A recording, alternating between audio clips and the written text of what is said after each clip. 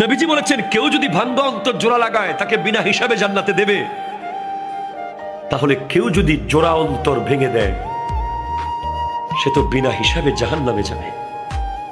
সেজন্য আমি ভাবছি আমি কখনো আমার নিজের অজান্তে কারো মন ভাঙলাম কিনা, এই ভয়টা আমি পাচ্ছি। আজকে আমরা একটা সিএনজি ওয়ালাকে ঠাস করে থাপ্পড় মেরে দিই, এটা রিক্সাওয়ালার পট করে কলার ধরে ফেলি, এটা এতিমকে রাস্তাঘাটে ধরে ইনসাল্ট করি, একটা গরিব মানুষকে চেয়ার থেকে নামিয়ে দিই, একটা ফকিরকে অপমান করি, অপদস্থ করে কথা বলি, কোরবানির দিন গোশতের টুকরো একটু বেশি দিতে হবে বলে দরজা বন্ধ করে দিই।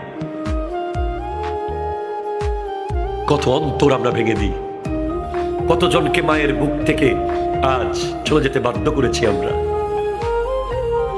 কতজন শখের ব্যবসা প্রতিষ্ঠান ধ্বংস হয়ে গেছে, এখনো হয়েছে, তখনও হয়েছে, যখনই হয়েছে। যেখানেই যার অন্তর ভেঙেছেন, অন্তর ভাঙা এটা অনেক কঠিন একটা ভয়ঙ্কর